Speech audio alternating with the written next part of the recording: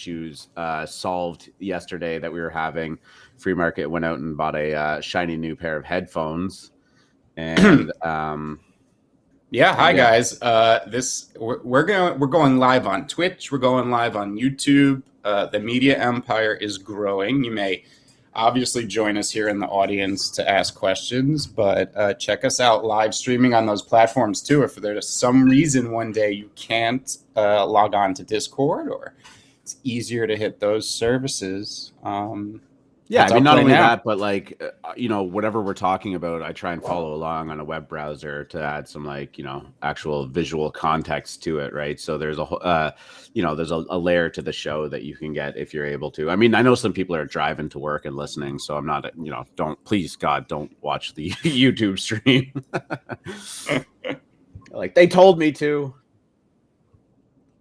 I mean, is it Charles, really I'm digging the purple Sammy hat though.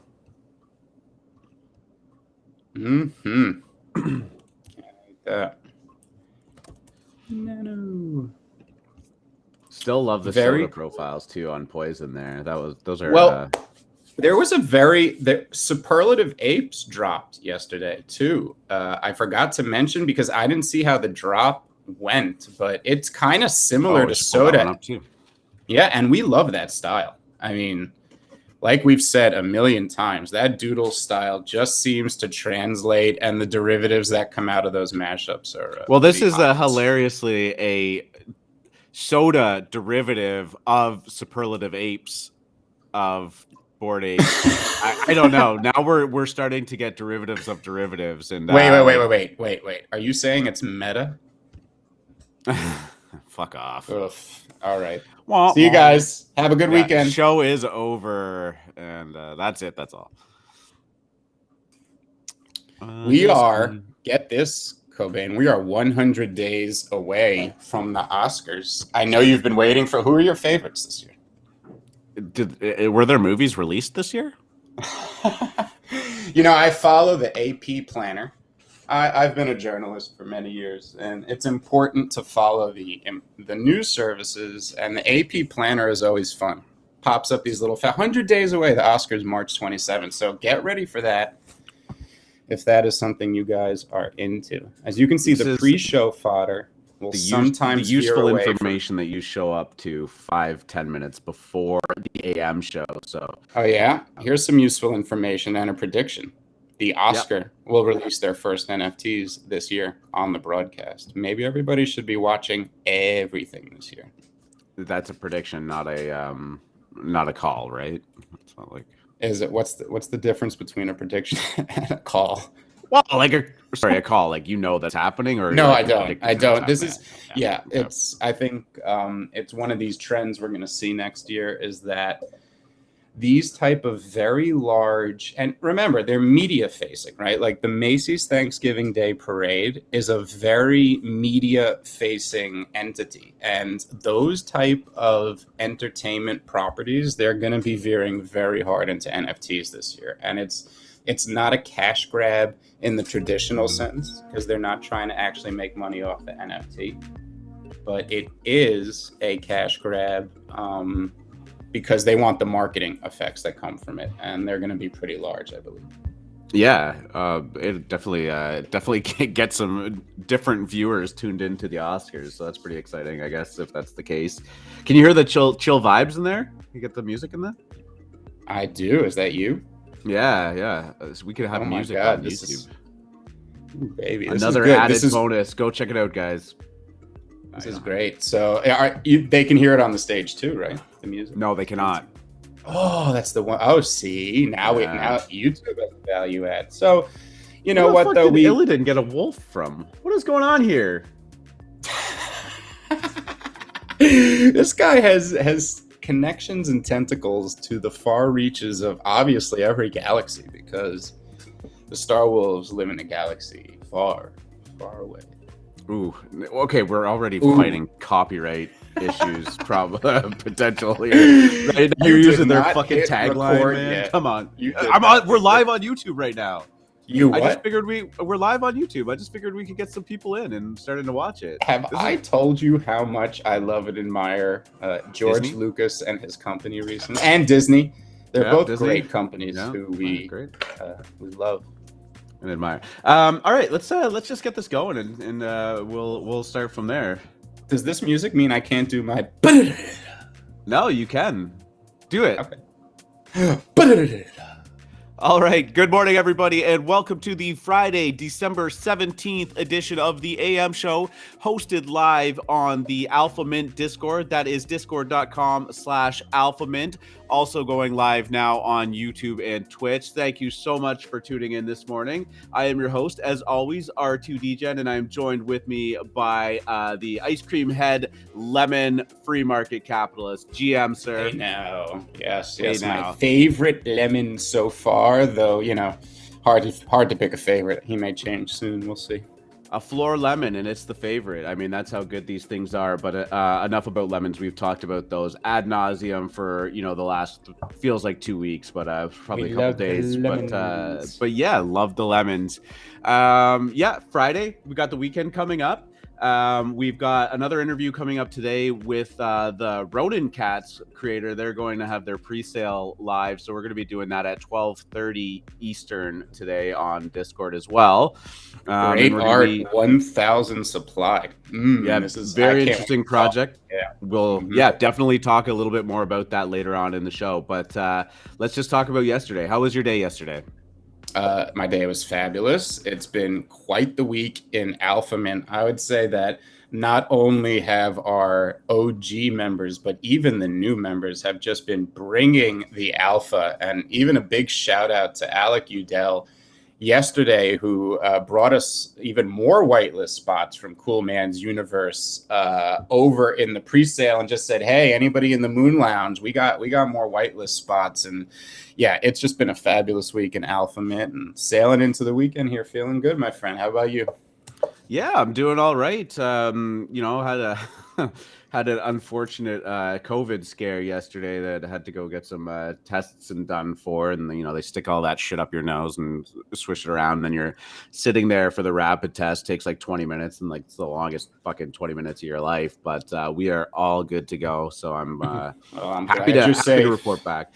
Yeah, it's one of those things. I mean, like I was around some people. I had no symptoms, but just with Christmas coming up, you want to be make sure that when you're going to see family and stuff, it's all good. So just the times we live in, just a precaution thing. Yeah, for sure. So yeah, but other than that, my day was pretty good. We had a great show yesterday, despite some hiccups technically. I think we've got them all ironed out. Thank you so much for going out and getting a shiny new pair of headphones. But yeah, I think we're good to go. Yeah, they match my laser glasses. What do you call these? These strip glasses that I don't know. They're like the Geordie LaForge. I'm gonna pull it up so everyone could see the lemon on a bigger screen there. But yeah, like a visor almost. I don't know. Could be. Anyways, let's get into the show. Let's talk a little crypto real quick, and then we'll move on from that. And yeah, so yesterday it was looking at a little bit of oh my god. Crypto is like dumping in real time. I just saw that ETH is at like 37.5 right now. I was about to say 4,000, and boy, would I have been surprised. So yeah, we're dropping again, 46,500 for Bitcoin. And I think we're going to be looking at some resistance levels again, testing them out and see where we go. But it's not all doom and gloom. I think that long term is still full on bull market, but we're in some short term bearish trends right now. What do you think? Today is a very special day in markets, traditional markets. It's called quad witching. It happens usually once a quarter, and that's when all futures contracts, commodities, options all expire on the same day. It is quad witching Friday today, so it's very hard to extrapolate anything long term with action you see. And Ethereum is falling 8.4% right now. I don't think that any of the disjointing you're seeing today can be fit into any larger trends. In fact, even in traditional markets, I'm expecting a rebound by the end of the day because it's usually so volatile with that type of atmosphere out there. But yeah, we're just not out of the woods yet. Ever since we lost that 3,800 level, which was an important support, and we went down to 3,500, which isn't as good as a support level. There's a lot of support at 33. So until we get back above, say 4,500, that chart is just not in our favor, and everyone should be watching spot if you're concerned. But long term, like you said, there's nothing to be worried about. Yeah, no, I mean, Bitcoin is like in real time right now testing that 46.5 support. So it's been bouncing off that for about 2 weeks now.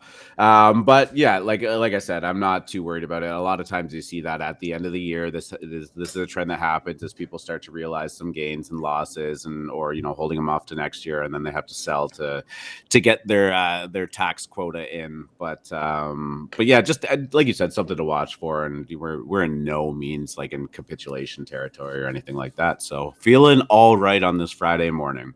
I am DC Investor, a famous Twitter follow who's been in crypto for a long time, and an early NFT bull sold the last of his Bitcoin yesterday and changed it into, can you guess the token? Solana. No, it was Ethereum. Yeah, Ether. Pardon me. He changed it into more Ether. So.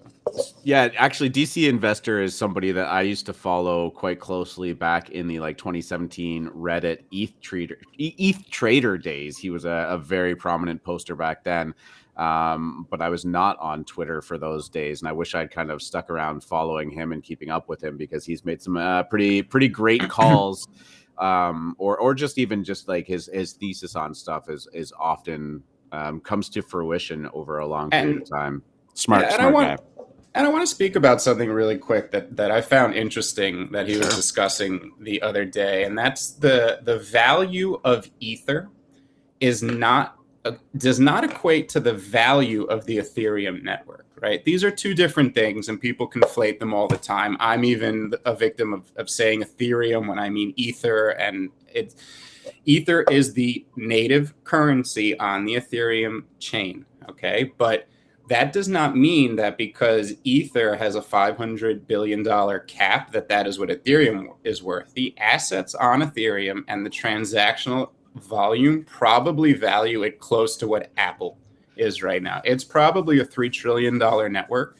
And I do believe there's a disjointing in the price of the coin. It should probably be $1 trillion, but I would never expect the market cap of Ether, the currency, to be valued the same way as Ether, the network. So while I think Ether is worth $1 trillion,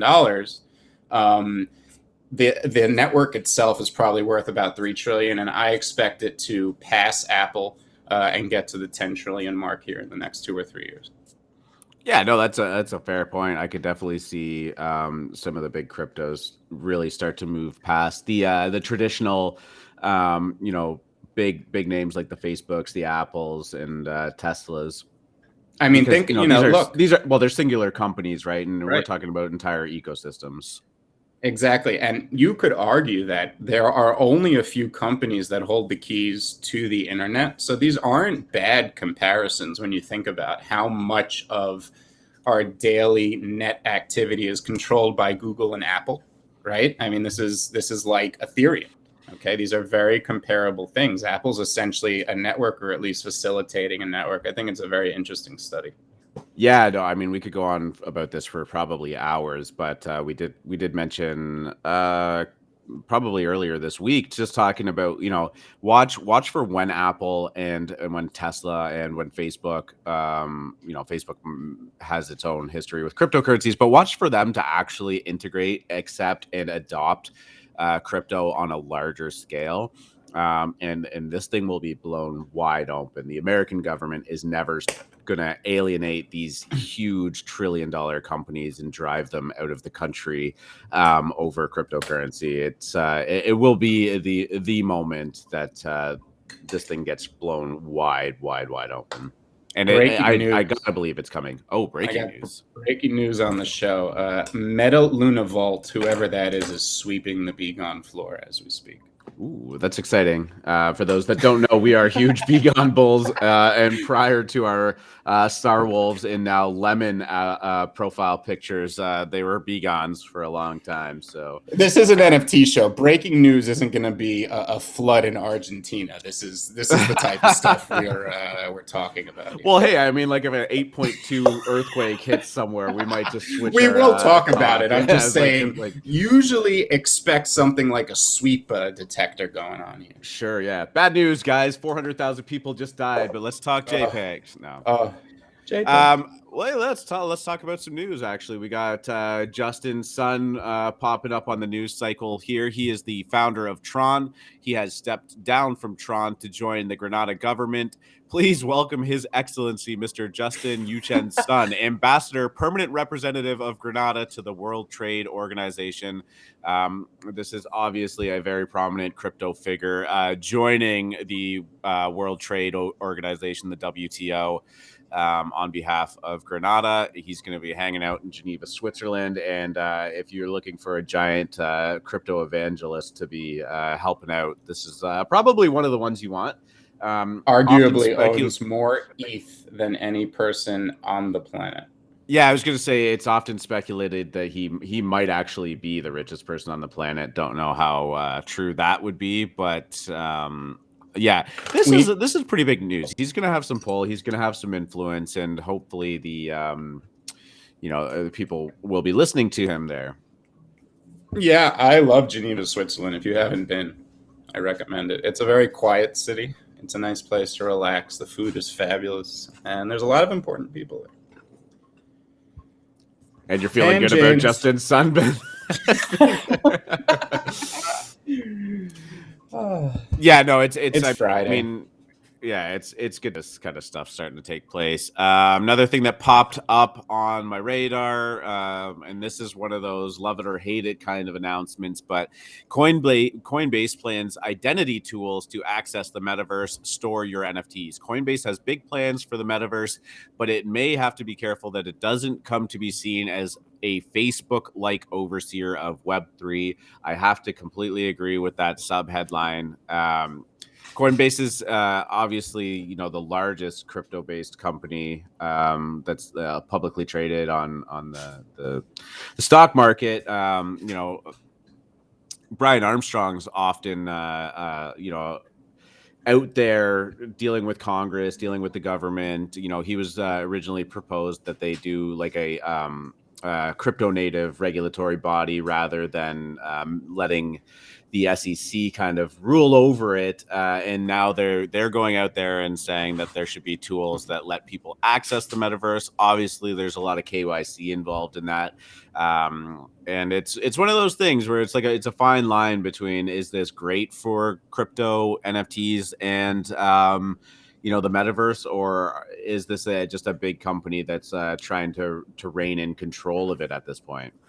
It's not a fine line for me. I think this is exactly what every person in this room wants, okay?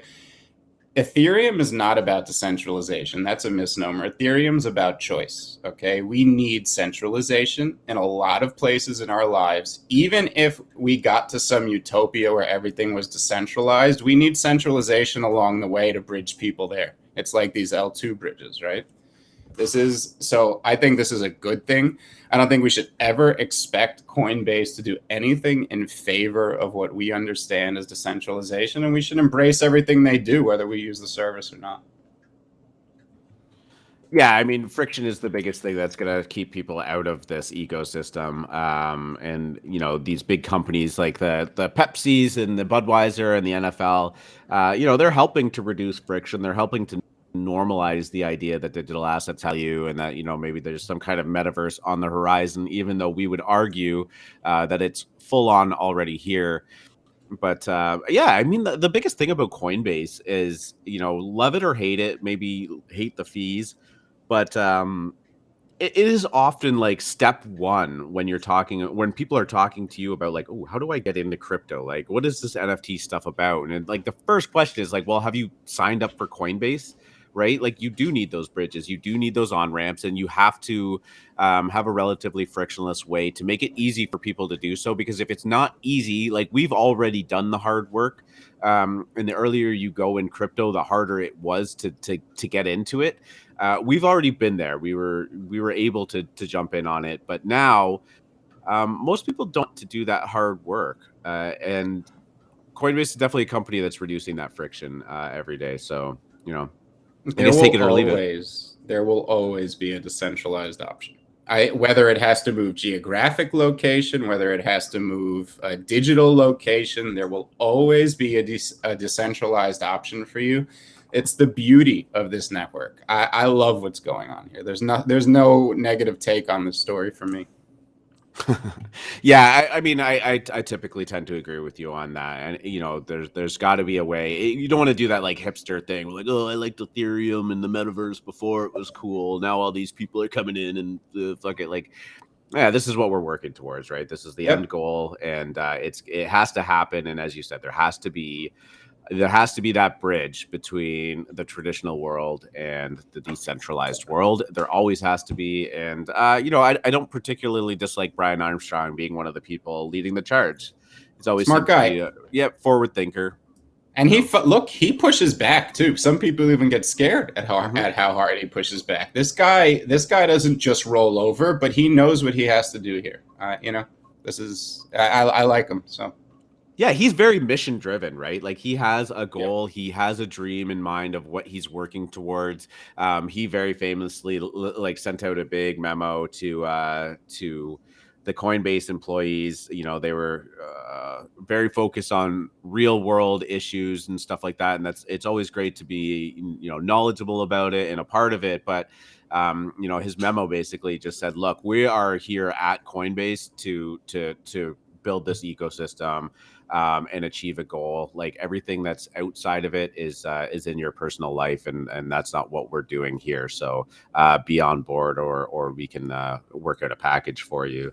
And it was taken as harsh, but you know, you know, there's a lot of discussion and nuance to that too that we don't have to get into, but definitely where his head's at for sure. Hey, running a large company is difficult. It's just like commenting on what the president does. You know, have your opinion, but that is a daunting job. You know, who knows what decisions you'd make when you got there, right? Yeah, absolutely. So, all right, let's move on. Take a step away from news, and we'll move into WGMI real quick. We're just gonna talk about the 1 day chart was boring. I mean, you're either up 20% or you're down 20%. Which in NFTs is unch. I mean, that's not like somebody just listing one thing below the floor to try to move it. Like there's nothing going on here. Sometimes it's hilarious to take a step back when you actually say something like that. We're like, it's only up 20% today. Like, just move along. Like, basically viewed as break even, trading sideways. But yeah, like you said, floor prices are weird, especially on a very short term. You start to zoom out a little bit, you get a better of a trend. 7 day change. The one thing that really stood out to my mind was Rumble Kong League has been doing really well, up from that project. Just it lives. It was not my cup of tea, but that is a dedicated team, a very smart leader, and a very passionate community. No question. It's like the Lions. Yeah. The art's pretty clean. And, you know, as we always talk about, it is. It's PFP-able. Like it is. You know, it's not detailed enough to get lost in the profile picture. Just has to be your vibe, right? Yeah, exactly. I'm a lemon. I'm a goofy little lemon, right? You just have to want to have the Rumble Kong vibe. Nothing against. I mean, the project's fabulous and the art is good. Yeah. And I mean, it's honestly quietly kind of run up from a 1 ETH floor up to 3 ETH right now, 3.25 ETH. Wow. And it's something that we never really talk about. And, you know, until recently, WGMI didn't even have this 30-day change. So it kind of just crept under the radar. But this is something that I know the owner. I mean, the creator, like not personally, but I followed him for a while. So he's very smart and very good. Just listening to him tweet, I'm not surprised. I just had chills from my restaurant history of hearing somebody say, I know the owner. And I'm like, what the fuck does that mean, man? It was weird. I know the fucking owner too. You laughed, and I was like, "Why did he laugh at that?" I was like, "Oh, I meant to say creator," but I just had a flashback of like my former life. But that was funny. I followed him, and he's smart, so I'm not surprised his project is mooning. Yeah. Another couple other projects was Sneaky Vampire Syndicate's doing up 50% on the week. And the one leading the charge that's might be on the brink of some announcements was Doodles. 888. Oh, okay. Oh, no. Right. No, I don't think 888. No, I was going to say 888. Never mind. Go ahead. Yeah, you know what that I may even be serious the way that one's having a good week. Yeah, it is. It is. Go ahead. But sorry, Doodles. Doodles having a good week. It's sitting at a 4.2 floor right now, up from about 2.35. So good pickup if you were able to buy low on that, and about 30% up on the 30-day change. So, despite a lot of the floors, it's weird. We talk about we're in a bull and bear market almost simultaneously. Minting seems to be doing really well. Things seem to be getting above the floor post mint and post reveal in some cases. And then other things have really fallen by the wayside. I'm almost going to call them legacy projects, but things that minted like 3-4 months ago haven't been doing amazing. But Doodles is kind of bucking that trend. It literally just updated in real time, and Bastard Punks just popped up on there too as the floor was getting swept. So, but yeah, Doodles, I'm hearing rumors that there's supposed to be an announcement coming very soon.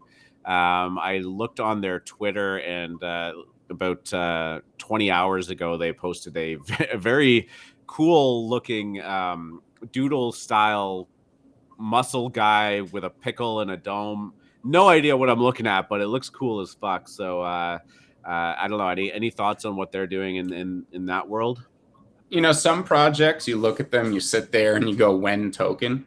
And some projects, you sit there and you look at them and you go, when TV show? Right? Like there's just a few of them out there, like Robotos. Shout out to Dimps, who's got his piggy pet Roboto in the audience. You got Little Lemons, you got Doodles, you have Cool Cats. I mean, these projects are just screaming to be turned into either Adult Swim or even children's TV shows, right? And I mean, we haven't seen that yet happen in the NFT world, and it's going to happen next year. It's going to happen in 2022. And if one of these happens to catch mainstream success, I can't even imagine what happens to the underlying NFT collection. Yeah, I agree with everything that you said. And I also have to feel like some of these derivative projects are going to add value to the underlying project that exists too. We talked about sodas, the Society of Derivative Apes, as it were. And then the Superlative Apes that we were talking about yesterday. I'm going to pull that up right now. But the influx of people using these styles or mashing the styles up or mashing projects together, if nothing else, puts eyes on the original project, right? Well, and think about this. Someone made a great point the other day. Derivatives that are accepted, and soda is a great example. Funks, Begons are a great example. You can just add those in with the original collection, right? There's not 10,000 punks. There's 25,000. That's still an absurdly low number when you consider that when the public comes into this, they can't afford a Bored Ape or a punk, but they're going to want a soda because shit, it's like a Bored Ape, right? Or they're going to want a Begon because shit, it's like a punk.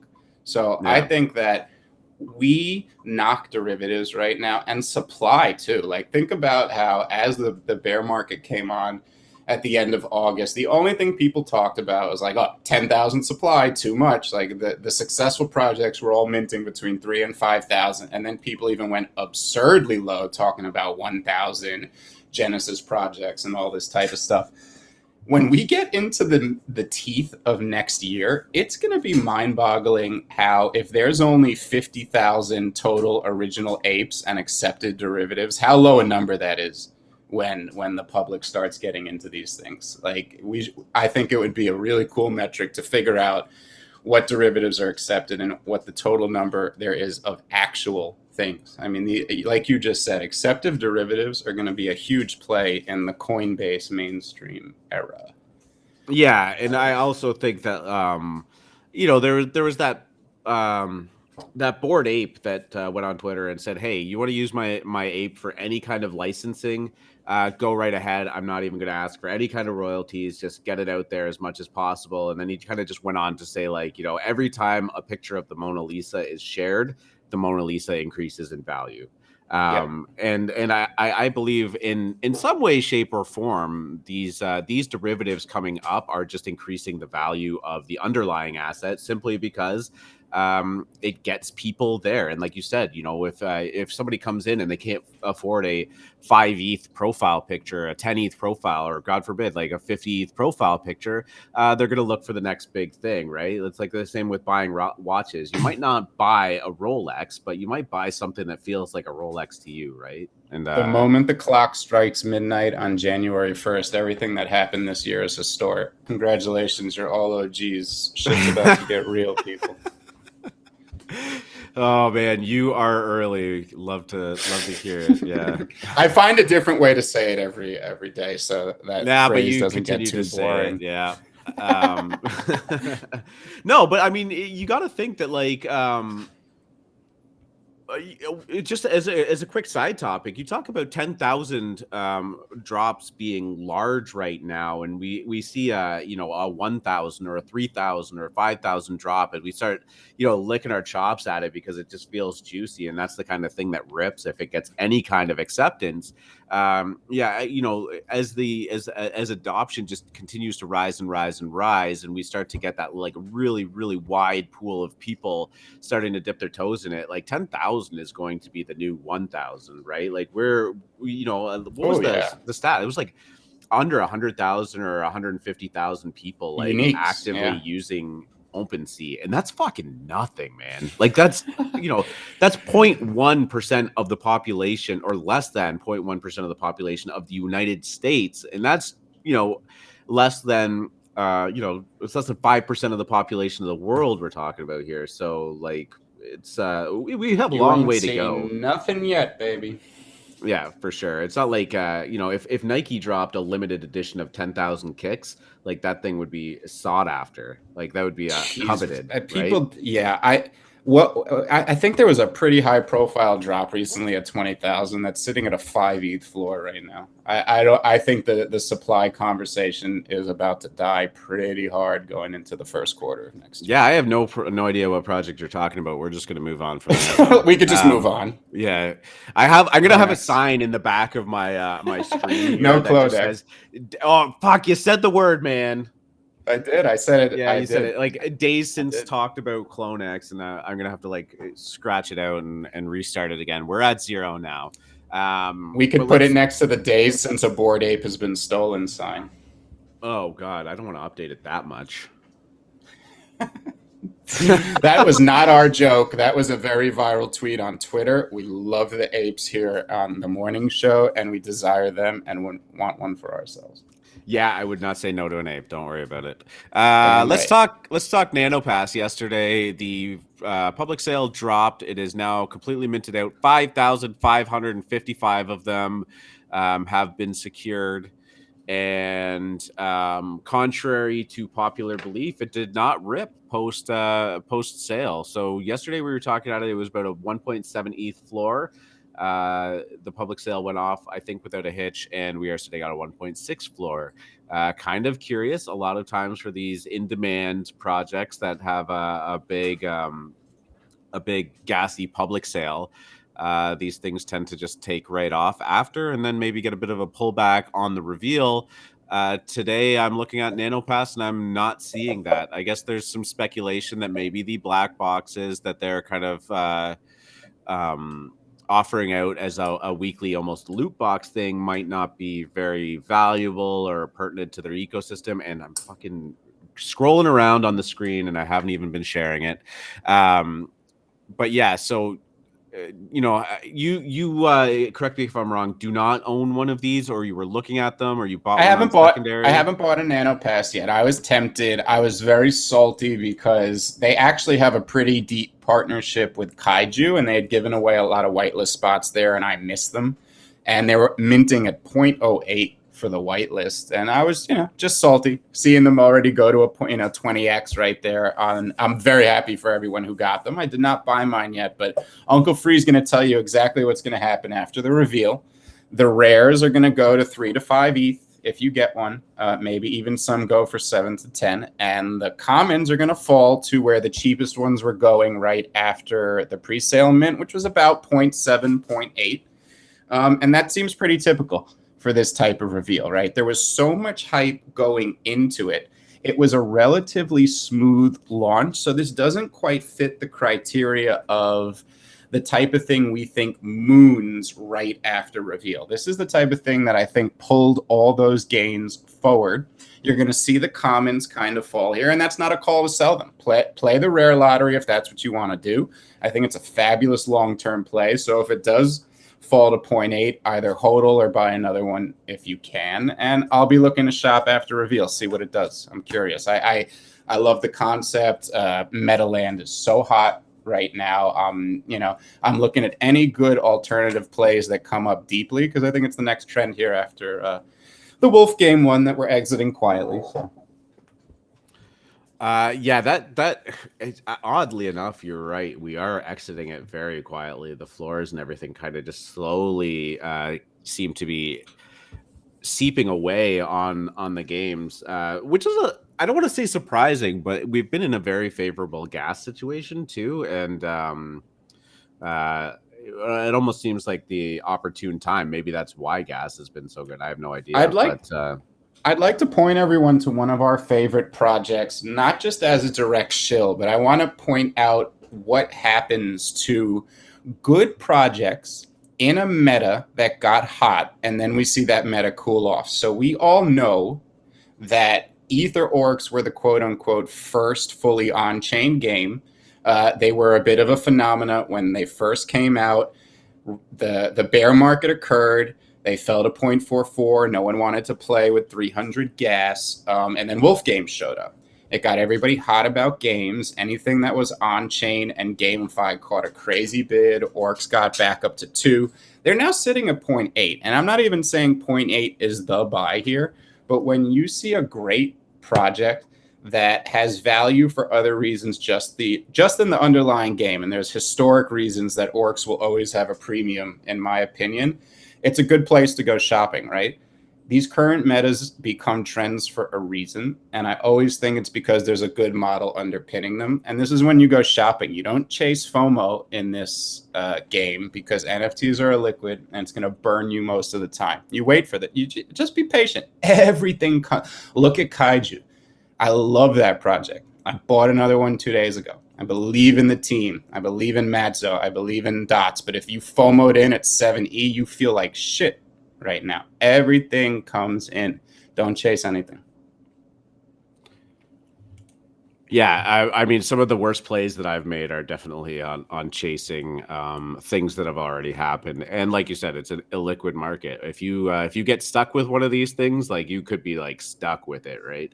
It's a liquidity suck, and everything comes back. We all know that. We all know NFTs, especially if you're buying the quality ones that you find through the Alpha Mint Moon Lounge, they tend to stick around and do well over the long term. But how long do you lock up that liquidity for? Yeah, I mean, I have a whole hidden folder full of things that I've bought that I can't sell at all, and I'm just trying to figure out how the fuck I can write this. And I'm sure one of them. Like, if anyone wants to take some $0 JPEGs, let me know. Hey, it's all over the place. Go look at Creature Toads the other day. Look at Bear Market Bears right now, and I'm not saying that project's coming back, but there are people who are listing at 0 into 46 gas, so they can literally write it off before the 31st of December. Go take advantage of that. Punching his monitor right now. I know. Scott, he did so much for that project, and that project really did not take care of their community. But it's just an example of zero, things priced at 0 all over the place. That if it's a collection you loved, like for me, Creature Toads, that I really do think is going to come back. Every time I post one in the general and I say I just bought that, people are like, damn, those look really good, because they do. So go shop for things for 0 into 46 gas. I mean, it's pretty much your best bet here. Yeah, I mean, if you're looking to just like spend a tiny amount of ETH on something that might have an incredible upside, I mean, do your research first, because some of these projects are like dead. But I wouldn't be surprised. Yeah. No, I'm sorry. Here's a general rule. If you're low liquidity, don't ever buy anything on the secondary. I don't care how cheap it is. That's not the game here. You know, the game is build your stack up through mints, because there's such an effective way to do that. And then buying anything on the secondary is tough. All right. Pre-sale is in abundance, so there's tons of ways to do it. And happy to say that Alpha Mint has been killing it on the pre-sale lists too. We've had a bunch of them given away to us. One every day this week, pretty much. And if you are in the Moon Lounge and you haven't yet, go check out the latest raffle for Ronin Cats, who we mentioned before. We're going to be interviewing here around 12:30. So that giveaway ends around 11:20. So go enter that if you're a Moon Lounge member. Yeah, Ronin Cats was happy nice enough to give us 10 spots to give away. We had some CoolMans Universe. The last 10. Last 10. Guys, this is a 1,000 supply. There's 500 fully whitelisted, and they were at 490. They gave us the last 10. So just a huge shout out to Ronin Cats, and I can't wait to dig into that project in a couple hours. Yeah, the basically the birthplace of the Ban Rajesh movement, which is a industry-wide meme at this point. I've even seen T-shirts. Oh God, I gotta order one of those before they're sold out. Hooray! Yeah. No, check out announcements, everybody, if you want to know what we're talking about. Dope as fuck. This isn't even like a shameless plug for merch, for Alpha Mint merch, but yeah, there is an incredibly sick Ban Rajesh, as well as some nice hoodies. There's some good mugs. It's just the right message to send to your family around Christmas. I think it's just something we can all get around, come together on. Ban Rajesh. Yeah, I mean, I don't know if I'm wearing that to a family function, because it's hard enough to explain NFTs to people. I'd wear it to a wedding. It's hard enough to explain NFTs to people that don't know what you're talking about. Imagine trying to get them all the way to how the Ban Rajesh movement started. So there's this guy, Hard Rock Nick. Okay, just bear with me for a second. Yeah. No. Okay.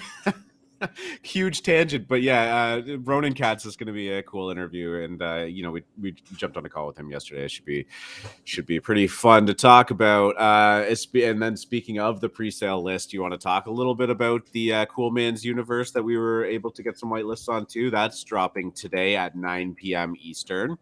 Yeah, this is I would say besides Nano Pass, one of the more hype drops of the week. They got 20,000 people in their Discord, and the art is fun. It's cute, it's wacky, it feels a bit like an acid trip in a good way, and there's a lot of good people behind it. This is one of those that I just get, and I don't have any direct information, but I do get a sneaky suspicion it's going to be one of those celebrity, maybe Cosmo buys one and tweets about it type of projects. They are, I believe, for the pre-sale, and I just want to go double check before I say it, but they're going to be a 0.095 min price. So this isn't cheap, okay?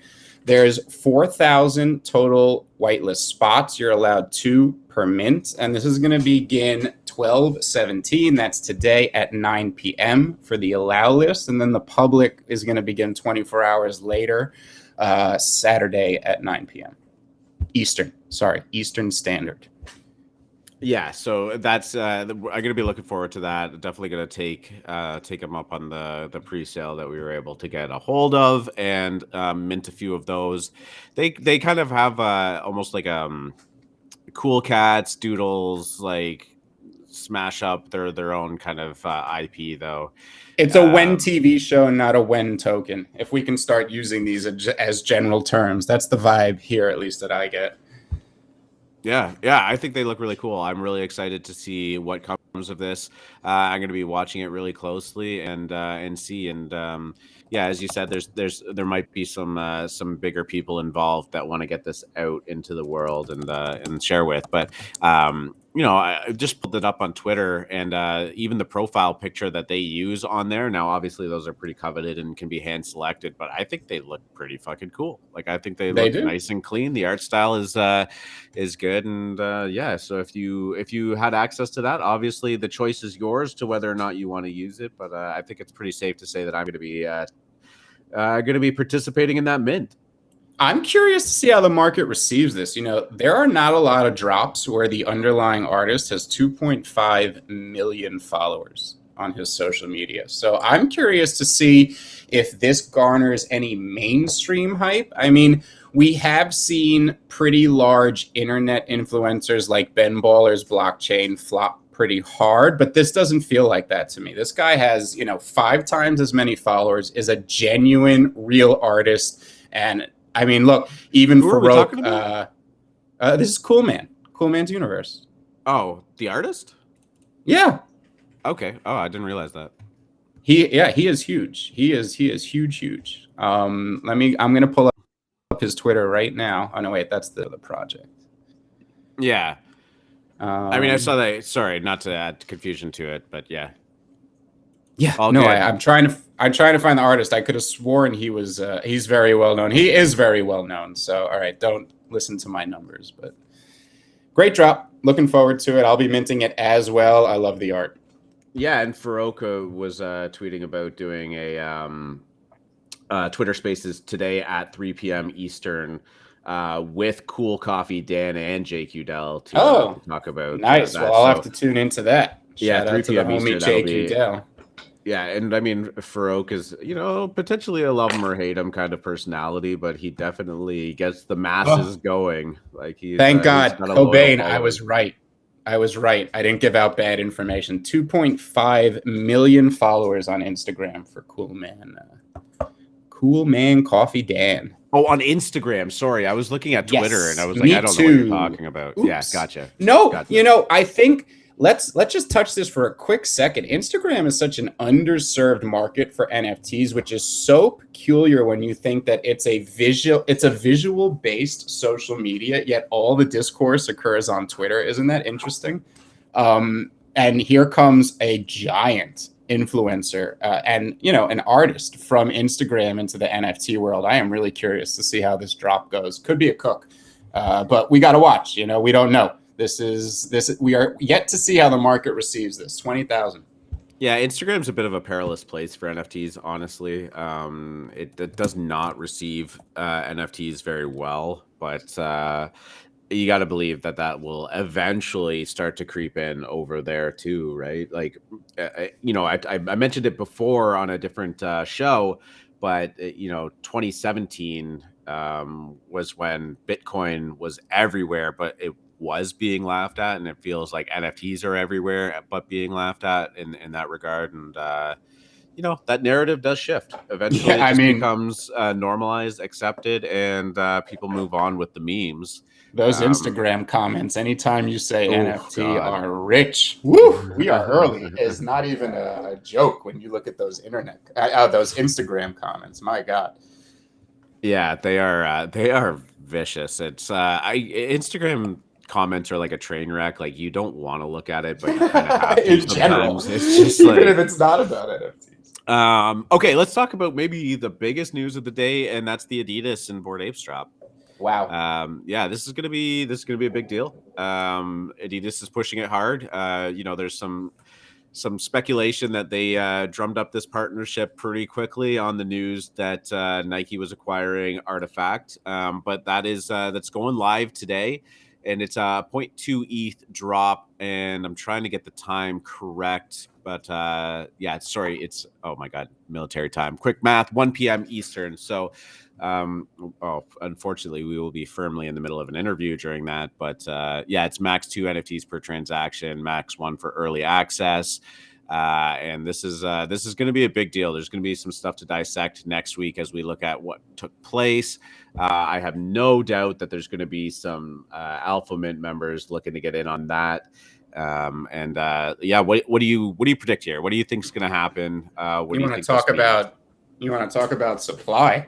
This is going to be 30,000 pieces from the Adidas Bored Apes collaboration, if I remember correctly, and I think it's going to be hard to get at 30,000. I mean, you think about, first of all, when you're talking about streetwear or sportswear companies, you already have the hype boys sniffing around here. And this is just the culture that tends to lead with its emotions when it comes to hype and drops and getting in on the next big thing. And they haven't come to NFTs yet. And Artifact and Bored Apes and Adidas and Nike, they're changing that. So this is going to be a very, very, very hype drop, even though it's a 30,000 supply, and it could be hard to get your hands on these things. But if you can afford to do it, these are going. I don't know if it's immediately. These are going to be very valuable. This is as big an entry into NFTs from the mainstream as could be, and they're collaborating with easily the biggest name in the market right now. Yeah, Bored Apes and Pixel Vault are in with Adidas big time, and Adidas is really pushing this out too. They're not dipping their toes into the water. They're not just doing a little drop of 1,000 to see what happens. They've made partnerships with the biggest brands in the NFT space, and they are going full force. But good for them. Honestly, I think it's going to be a really cool project, and Gonna look forward, I believe to talking about it. This has been in the works since September, when the first rumors were circulating that Artifact had been acquired. And I think Adidas was privy that these, because these type of things always leak in industries. They knew this was going to happen. I think they've been preparing for it for a while too. And while I do think it was a response to Artifact, because we saw that rumor first, I think Adidas has been working on this for a while. I think it's going to be a quality project, and we talk about it a lot. Mainstream drops are a great thesis. I think most of them end up being, even if it's only short term, pretty good plays.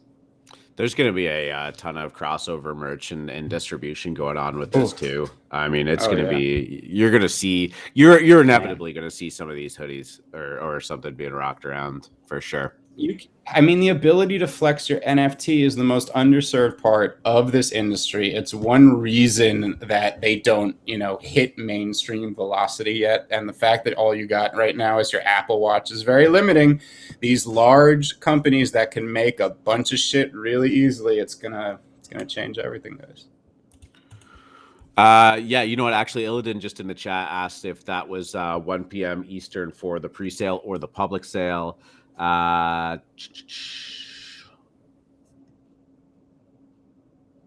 actually apologize. I didn't get the information specifically on that, so I'll double check for you while we're chatting. But yeah, that's definitely going to be something to look forward to, and it'll be good for some look backs on Monday morning to talk about the ins and outs of what ended up happening on that. So. Before we get into the Q&A, is there anything else that you wanted to talk about? Ask me what the Little Lemons floor is right now. Okay, free market. What's the floor of the Little Lemons? 0.069. Nice. Ooh, nice. Nice. That is all. Let us go to the AMA. Raise your hands. Beautiful. Lemon floors might start seeing some movements. The supply might be tightening up a little bit there. Who are you talking to? I'm on the show right now. Okay, yeah. If anybody wants to jump up onto the stage, I'm going to try and make sure that I can do this properly. For anyone new, if you're watching this, we on the Discord have up on the stage. We allow any of the guests to put their hands up, and we do a quick Q&A session for about a half an hour, 45 minutes after, and we have a good conversation with anybody listening. So yeah, feel free to raise your hand. We'll bring you up, and I'm just going to try and get the setup properly. If free market, you want to bring Cass up on stage. Yeah, would love to do it. I hope the audio was great for everyone today. This is our last little experiment, figuring out how to get people on stage live on all the streaming. So we're going to try to attempt it right now. If there's a little shakiness there, we'll have it perfected for you Monday. Yeah, I think that should do the trick. Awesome. Good morning, Sir Cass. GM says. Whoa! Wait a minute. We got some fun reverb. Oh, do we? Okay. I think what you're gonna have to do is mute Cass on Discord. We should be able to hear him through the stream. Cool. Cass, Hi, Cass. Are you talking right now? Yeah, beautiful. Okay, perfect. Fabulous. As usual, guys, as usual. It was I think what I wanted to talk about, I think what you guys were talking about right at the beginning in terms of decentralization, centralization. I thought that was a pretty cool topic that you guys brought up. You know, and just speaking a little bit further on it, I do not think the world can handle decentralization. And that's why centralization will have to be a must of some sort or form.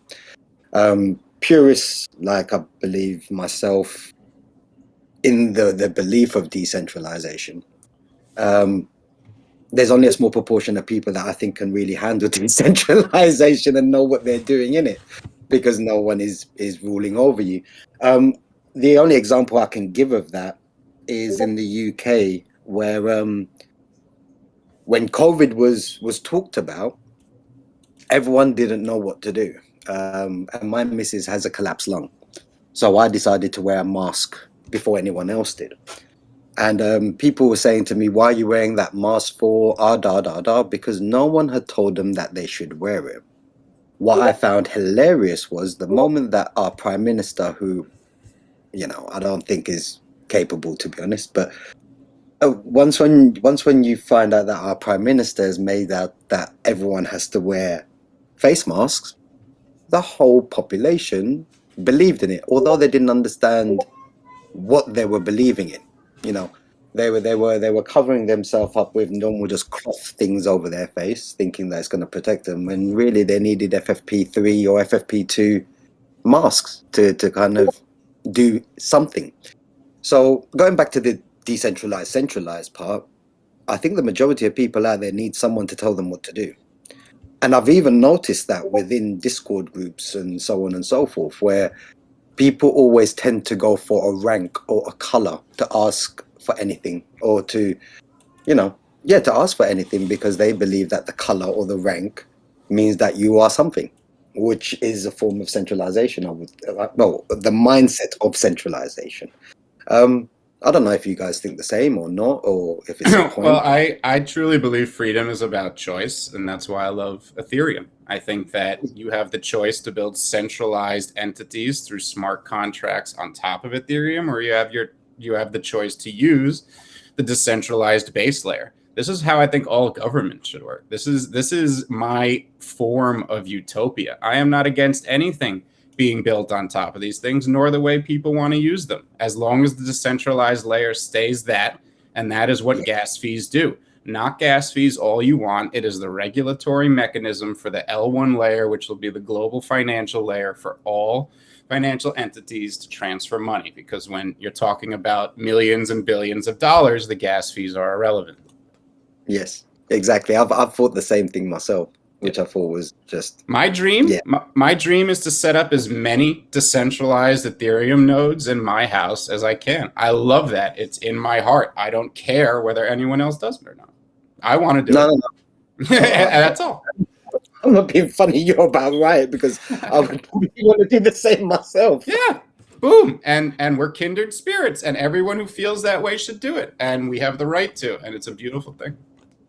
Yeah, and just to add on top of what Free Market said, and kind of what you touched on too, it's just like, you know, it's one of those, wearing a mask or whatever seemed to be an outlier until, you know, the minute the government said time to wear masks, and then everyone's like, oh, okay, like I'll do that, and that's fine. Like there's no commentary on whether that's good or bad, but not to you know, lend too much. Not to like do like the corporate overlords kind of thing, but like Adidas and Nike, and Coach and Macy's, all of these companies coming in saying, hey, NFTs, right? It also adds that layer of legitimacy to it too. And you know, the masses kind of just need that signal to say like, hey, this stuff is here and acceptable and can be done. And then people go, oh, okay. Like they don't really want to hear me say NFTs are the future, right? Like, because at the end of the day, we have a great conversation, and you know, we all know each other in the Discord and on Twitter and stuff like that. But who the fuck am I to the mainstream mass, right? Like we're talking about this because we're already in it, and this is the narrative that we've created. But yeah, Nike and Adidas saying like, hey, this is a thing, we're partnering with these Web3 metaverse companies, and we're dropping these like it or not. You know, it is a signal, just in the same way that the governments are. Talking about Adidas, I am the biggest fan of Adidas, man. You give me a set of superstars, that's me. The shell toes. I dream about sports. You give me originals, that's me. And yeah, like I can't wait for that drop to happen, to be honest. Because even them POAPs, the Adidas POAPs, I think they were going at 0.5, 0.6 ETH yesterday, if I'm not mistaken. Some were going at 0.2, I believe, right after they minted. And that was a big deal yesterday. Even the Coach POAPs, which I don't know if we're completely clear. If you guys didn't see, there's going to be a Coach drop. So Coach, the fashion company, is going to be doing their first NFT drop. It's going to be 10 NFTs a day until Christmas. And I think, you know, they're free. They're going to be very valuable too, I suspect. And they did a Spaces with Gary Vaynerchuk, who I think is doing all these introductions for these large companies into NFTs. And those POAPs seem to be very valuable, whether it's for resale or to act as maybe a mint pass for these eventual drops, or at least a raffle ticket. Very cool stuff. So is that Coach POAP more or less like a mint pass? No idea. All I know is everyone was like, hurry, go do this and type this in the DGen dojo yesterday. So we did it. And I'm just hoping that is what they use as the raffle, because there's only 10 a day, so they obviously can't give them to everyone. I'm hoping that's the raffle ticket they give it to. Yeah, I also saw something in the general chat about maybe there was some questionable ways that Coach was handling some of the coding and the contract work that they've done. So I don't know about that, not to create any FUD around it, but just something that had popped up. You said Coach, really? Yeah.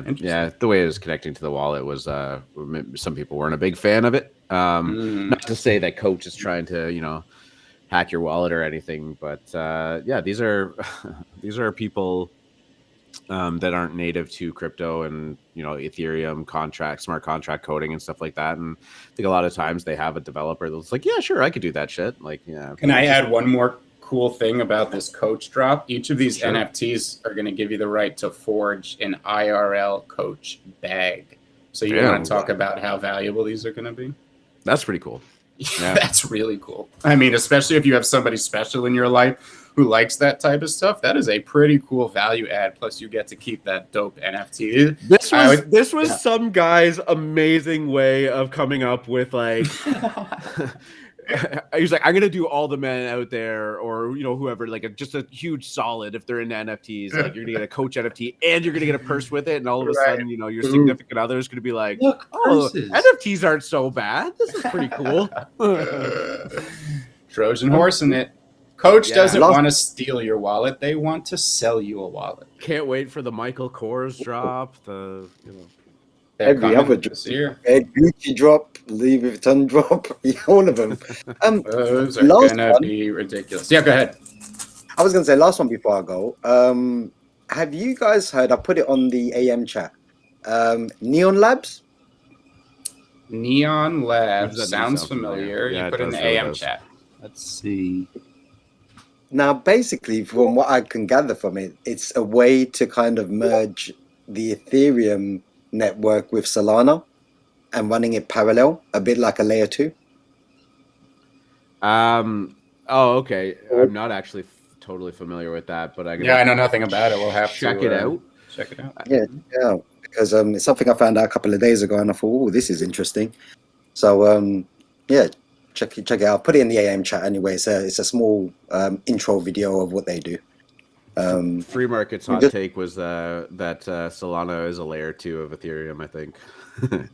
I will say it right here on this show. If Solana is to survive, they will give up and become a bridge for Ethereum and an L2 on Ethereum. The gaming layer. That's our gaming layer right there. Just get down and lay down already, Solana. Give it up.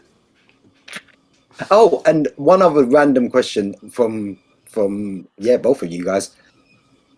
Ether orcs, potions. Right? Because I'm seeing these shards being minted stupidly, and I've only got like 23 shards in it. Yeah. So I'm thinking to myself, like, ugh. And then I notice these potions. So I believe these potions boost up the time to obtain your bone shard. Yes. Yeah. So the most advanced potions, so to get these potions, just like you had to do with orcs, to access the best loot pools, to access the best potions, you have to level up your shaman. So same thing, 3 levels a day, you stake him and put him into leveling. Got to level up your shaman so that they can make potions. And these potions will aid in how quickly you can raid. It can actually cut your raid time in half for the most advanced potions, which is huge. If we think about what phase of the game we're in, we're minting allies. We have shamans now. There will be 3,000. The next to come are ogres. After that, the 2 have not been announced. But the idea is those who collect the most bone shards can mint the most of these allies, which would logically be valuable. Now, up until this point, it has actually been a more positive EV play if we're talking about ETH and fiat to just farm Zug and sell it. So depending on how you look at the game, maybe the play is just to farm Zug. But if you believe this is an eventual blue chip and orcs are going to get to 10 or 20 E floor, which is something that I do, I would expect these allies to eventually be worth 2, 3, 5, maybe even 10 E for the most important ones. So if you have a more long-term view, I think bone shards is the play. If you want to pull as much ETH out of it immediately as you can, it's selling Zug. So those are some good tips if you're playing the orc game, depending on how you want to strategize. I know if you go into our Ether Orcs project channel, we have quite a few experts in there that are pretty well versed in the game that could guide you if you're just getting into it or want to. I unfortunately have no color on Ether Orcs anymore. I've been seeing the sidelines for months on that one, just like shaking my fist. You bastards, and you're fun.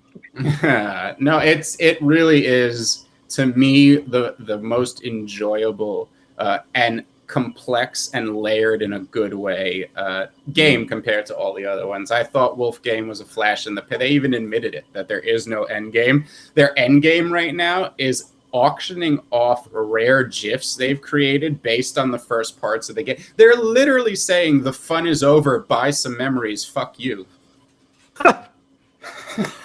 It's like it made off with $15 million.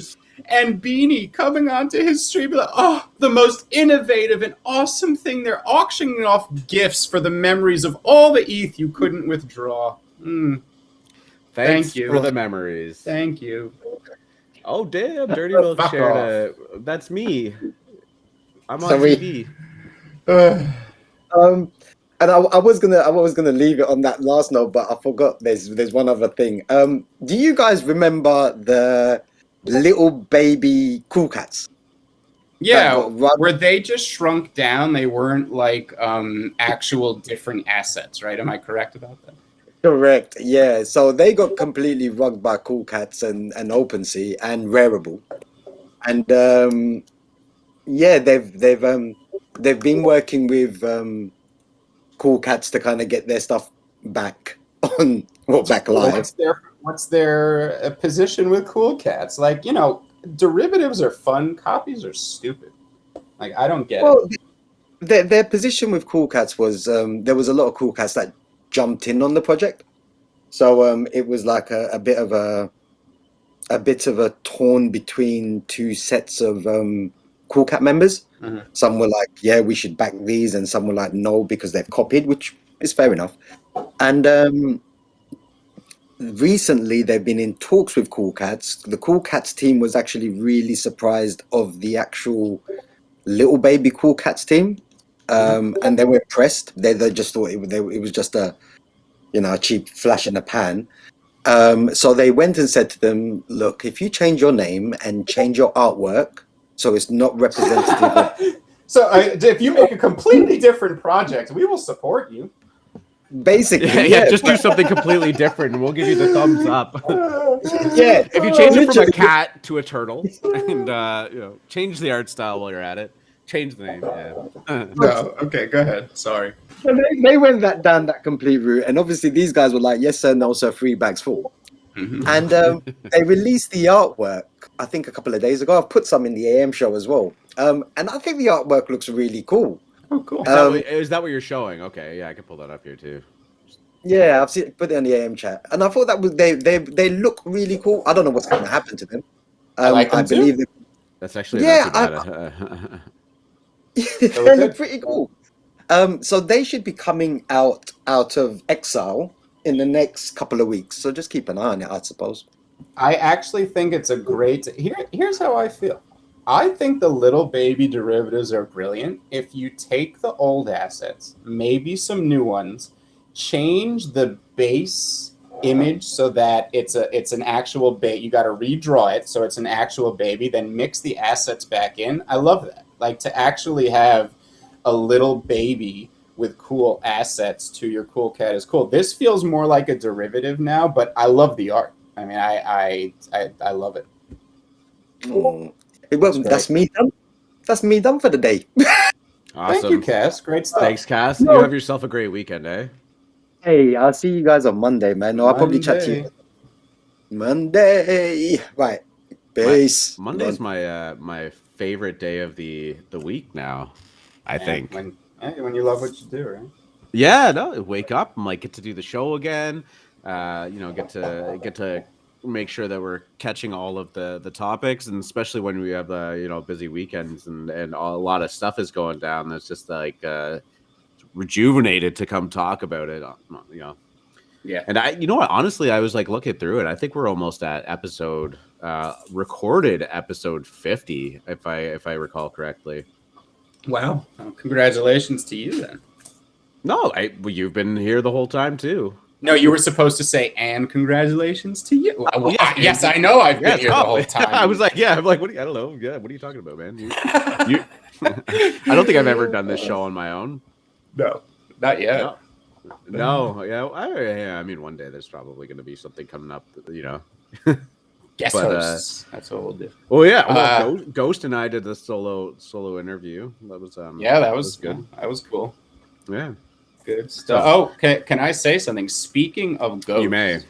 The first tease, here it comes. The first tease, the new Pantone drop, which I have seen the previews of, and holy crap, am I gonna FOMO? That's if I can even get a bid in.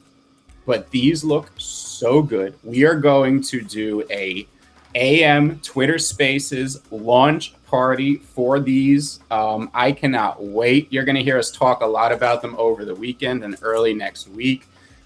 Ghost finished these. He's been working on them for a minute, and they may look simple, but boy, are the ideas rich and complex. And I am really looking forward to that early next week. So check out Ghost's current work, Pantone Life on Foundation. I'll even drop a link in the general after the show, and really looking forward to that blitz next week. Man, these things are so good. I cannot wait to show them to the public.